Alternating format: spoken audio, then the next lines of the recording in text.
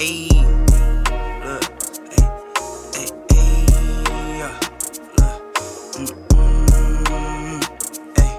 I'm in the lab like Dexter, brand new batch he tested. I'm with all the extras, don't try and bitch, I'm pressure.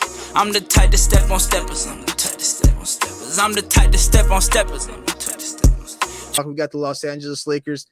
They did get a win tonight. You know, they said a record of 2-2, but I feel like we overrated this roster a tad bit, man. How do we feel about this Lakers roster, and what's the issue so far? What's holding this team back from being a top team? Ooh, Let him say something at first. We said Darren has to go with Coach of the Year. That's it's not looking like it, man. I think it's time we take that back at the hat, man. I mean, he's playing LeBron. He's playing the GOAT 29 minutes a night. He's trying to play LeBron James 29 minutes. It's not working. These rotational minutes that he keeps on playing, and the substitutes, the way he's playing, I don't know, man. It's the same thing that I was complaining about last year when him. But it dates back to you know who though. Like, you got to be the man to take over the team. I 100% agree with you on that. AD has to take over, and because LeBron's in the middle. This is what bro. I'm not gonna lie. Like, I see it like this, bro.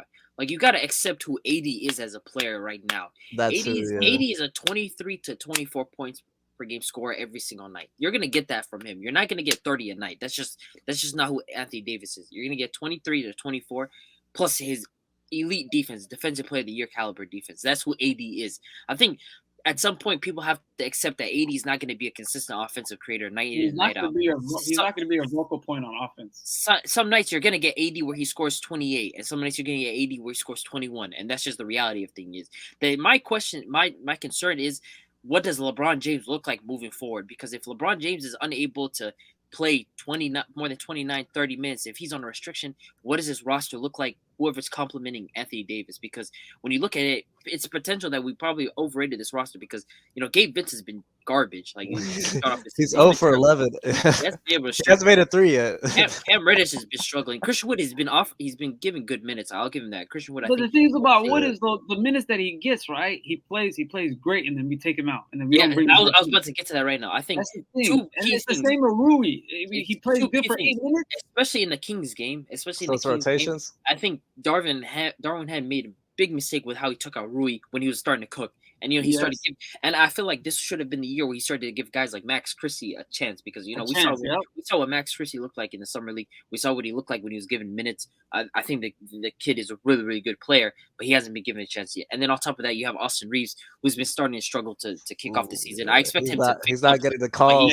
He hasn't found his footing. He hasn't found his rhythm. And so my thing about the Lakers is, my concern is, if LeBron isn't playing big minutes, who's going to complement Anthony Davis? Tonight you got 28 points from D'Angelo Russell, but this is against the Orlando Magic.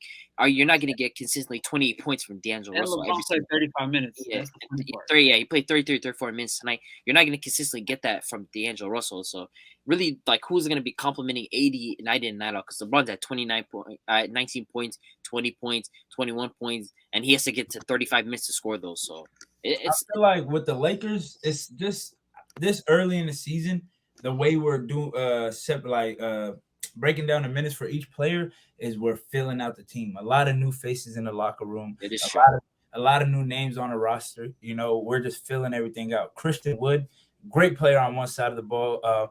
His shots on offense stuff are sometimes questionable, and I don't like his lateral movements on offense at all. I'm sorry. But on defense, he's amazing. Cam Reddish, he's kind of a liability on defense from what I've been seeing. Cam Reddish is ass. I should have been expected though. Like, say that too, but do not count out Austin Reeves just yet.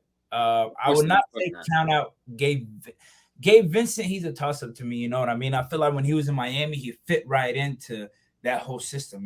Everybody got the same expectations over there. You know what I'm saying? It's like a bunch of players trying out for a basketball team, man. They got to work as hard as they can and figure it out. And I'm not taking nothing away from Miami because they get to the promised land, and don't get the promise. But back to the Lakers, I feel like Darwin Ham, we can't do nothing with that guy. I don't think he has the brains to be an elite NBA coach. He just doesn't, and that's what it is. You can't change that, you know. Yeah. And LeBron, I don't want to feel no sympathy for LeBron. You know, all these videos, people on Twitter talking about, look at him, man. LeBron, he's like 38, bro. Right here, right here. No, man, stop it, man. Just do what you got to do to win, man. Nobody wants to see none of these gimmicks y'all doing. AD, I don't expect as much as y'all expect out of him. Like I just said, I expect 23, I expect 24, I expect big plays on defense. But other players have to show up. You know, sometimes I question why is D'Lo getting 41 minutes, but I'd rather have D'Lo getting 41 minutes than a dude like Gabe Vincent or Cam Reddish getting 41 minutes. You know what I mean? So I feel like we're gonna click. D'Lo playing 41 minutes takes minutes away from Rui and freaking. I feel like I should have just brought back Schroeder, bro. I just feel like D'Lo's the best facilitator. You know what I mean? He has the best vision on when we get in a half court set. He has the best vision.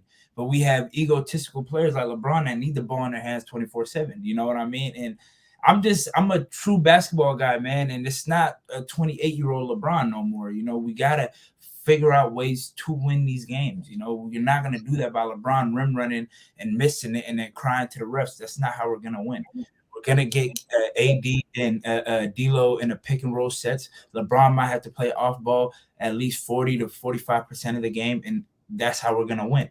Austin Reeves going to keep the ball in his hand for 70% of the time. That's just how we're going to win. We got to just figure out ways to win, man. That's the type of team we are. This guy saying send LeBron to the corner and let D'Lo have fun with the basketball. That's the last thing. That's the last thing.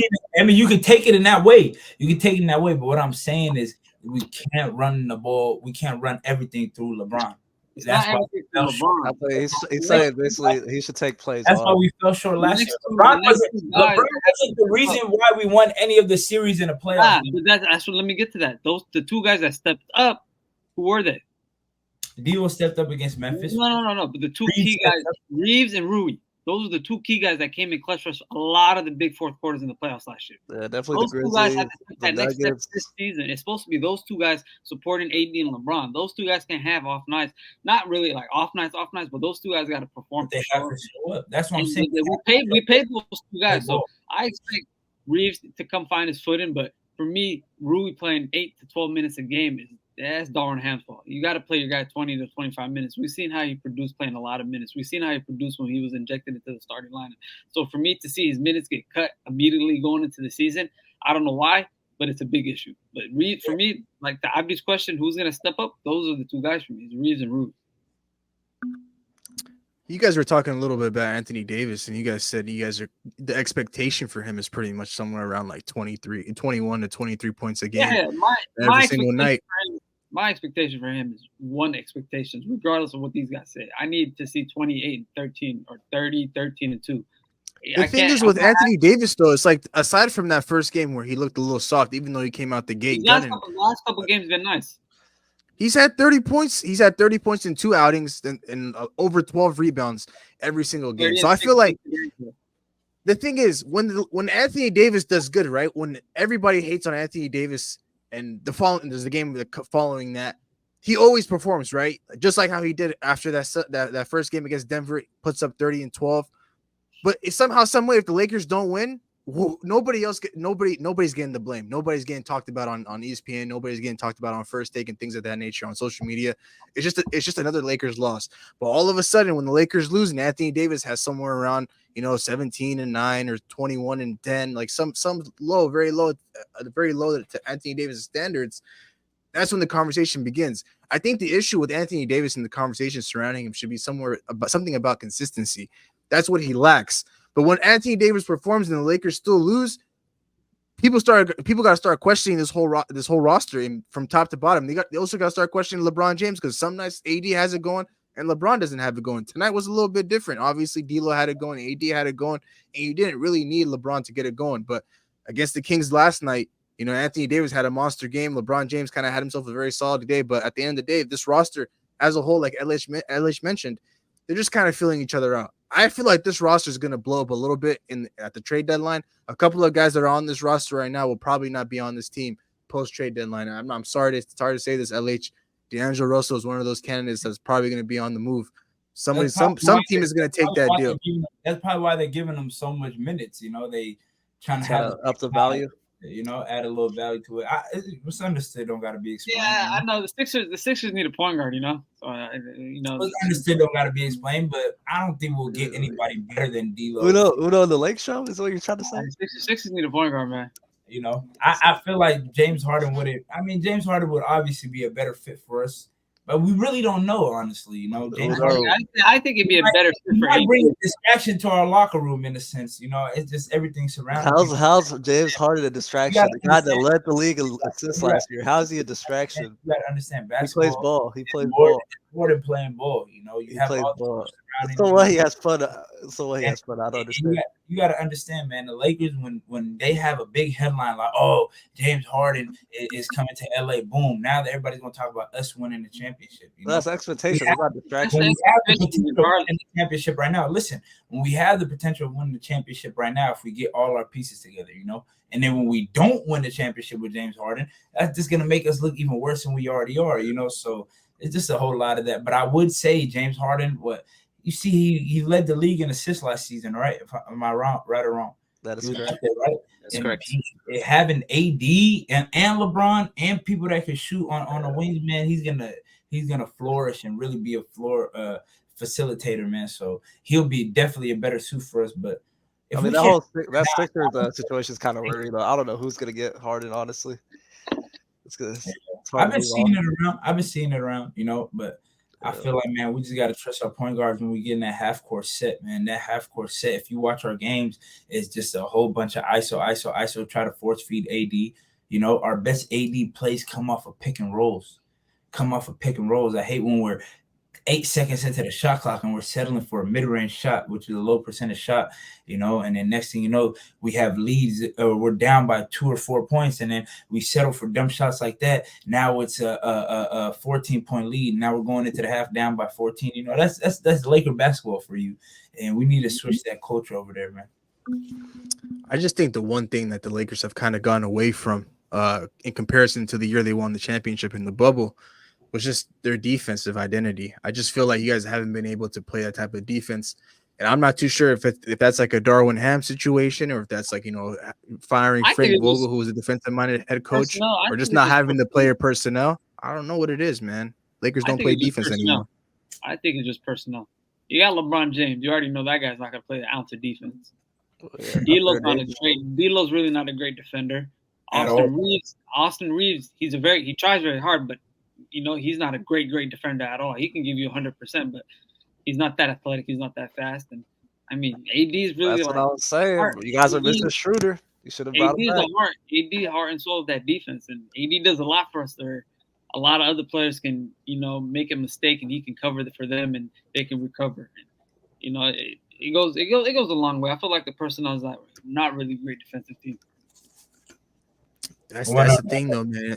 In that playoff run you guys had just last year, obviously before getting your chest kicked in by Jokic and Jamal Murray, you guys' defense was amazing. Perfect against John Morant and the Memphis Grizzlies, perfect against Golden State and Steph Curry and all those shooters. Obviously, you ran into the champs, and those guys were able to, you know, break down that defense. But I thought that defense, what we saw in the postseason, would carry over. Now, you know, obviously it's still very early. Obviously, it's only just 1 week into the season, but you still want to see some glimpses and some flashes. And you guys are missing Jared Vanderbilt, but I mean, everything just comes with time. Yeah, and once Vanderbilt comes back and gets inserted into the lineup, and you know, we'll see what happens. I mean, like I said, the 2 guards that we have defensively, they're not very well.